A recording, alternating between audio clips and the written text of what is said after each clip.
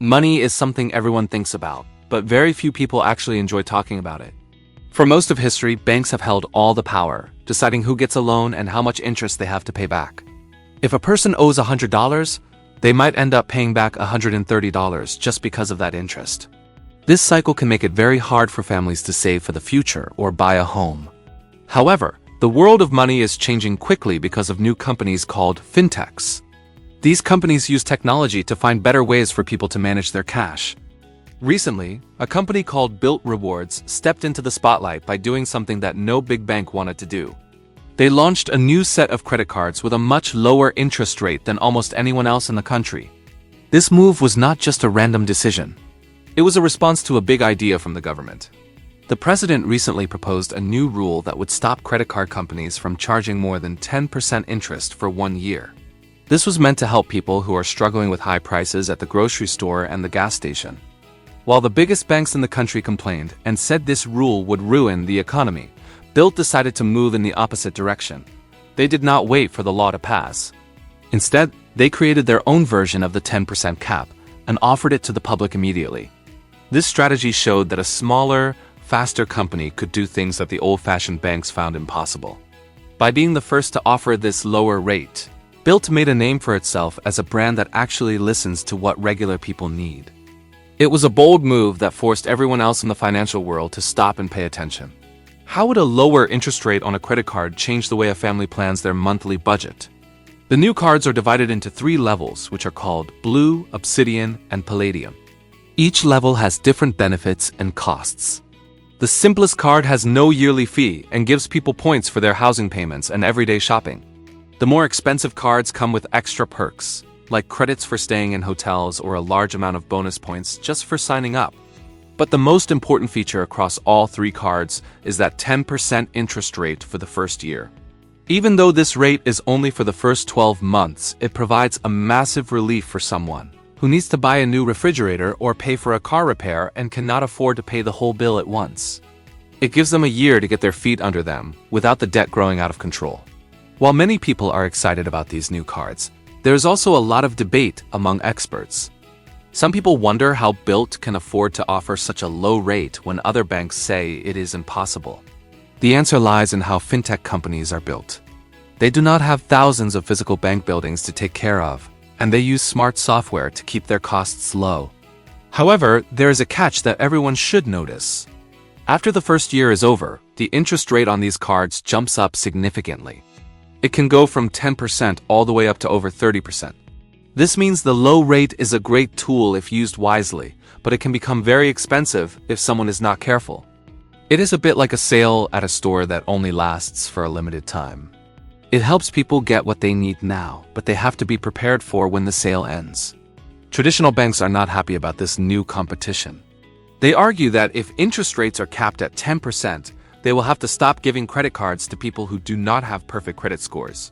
They claim that the risk of lending money would be too high if they cannot charge high interest rates. But by launching these cards, Bilt is proving that there might be another way to do business. They are using their rewards program to keep people loyal, which might be more valuable to them than the money they make from interest fees. This creates a new kind of competition where the customer might actually end up with more choices and better deals. It turns the entire banking world into a race to see who can be the most helpful to the person using the card. If all credit cards had a limit on how much interest they could charge, do you think people would be more or less likely to use them responsibly? The timing of this launch was very intentional. By aligning themselves with a popular political idea, Bilt gained millions of dollars worth of free advertising. Every time someone talked about the president's proposal for a 10% cap, they also talked about the company that was already doing it. This is a classic example of how fintech companies use social media and news cycles to grow faster than old banks ever could. Instead of spending money on TV commercials, they spent their energy being part of a national conversation. This makes the brand feel more like a person or a partner than a giant, cold institution. People tend to trust companies that feel like they are on their side, especially when it comes to something as personal as money. Another part of the plan involved changing who actually handles the money behind the scenes. Bilt used to work with a very large bank called Wells Fargo, but they recently switched to smaller partners. This change gave them more freedom to design their own rules and offer these unique interest rates. In the world of finance, being small can sometimes be an advantage because you can change direction quickly. Large banks are like giant ships that take a long time to turn, while fintechs are like small, fast boats that can zip around obstacles. This agility is exactly what allowed Bilt to respond to the interest rate proposal in just a few weeks, while other banks were still writing letters to complain about it. As more people start using these new cards, the rest of the industry will be watching closely. If Bilt is successful and doesn't lose money, other companies might be forced to lower their rates too. This is how competition works in a healthy market. When one company offers a better deal, everyone else has to try to match it or offer something even better. This could lead to a future where credit cards are no longer seen as a trap for debt, but as a helpful tool for building wealth. It is a big shift in how Americans think about their wallets.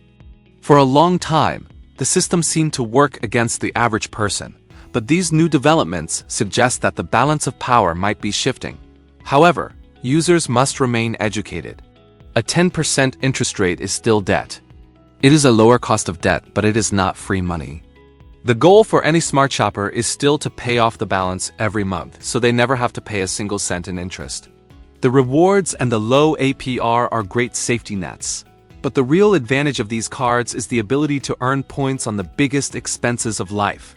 Whether it is rent or a mortgage, getting something back for the money you were going to spend anyway is a smart move. As the year goes on, it will be interesting to see if the government actually passes a law to make these low rates permanent for everyone, or if it will stay as a special offer from companies trying to win over new customers. Does the idea of a company being first to follow a new government suggestion make that company seem more or less trustworthy to you? Well, consider the fact that the story of Bilt and the 10% interest rate is about more than just a credit card. It is a story about how technology and competition can change the way we live. It shows that even the biggest and oldest industries can be shaken up by a good idea and a little bit of courage. As more people look for ways to make their money go further, companies that offer real solutions will continue to grow. The fintech advantage is really just the advantage of being willing to try something new. While the big banks are worried about their old ways of doing things, the next generation of financial companies is busy building a new system that might just be fairer for everyone. In the end, the winners are the people who have more options, lower costs, and a better way to manage their financial future. The conversation around interest rates and credit cards is far from over. There will be more debates in the government and more new products from different companies. But for now, the move by Bilt has set a new standard. It has shown that a 10% rate is not just a dream or a political talking point, but something that can actually exist in the real world. Whether this becomes the new normal or stays as a unique experiment remains to be seen. If this breakdown helped make sense of what Bilt is doing and why it matters right now, tap like so more people can find it. Subscribe for clear, no-noise stories about money, markets, and power shifts shaping everyday life.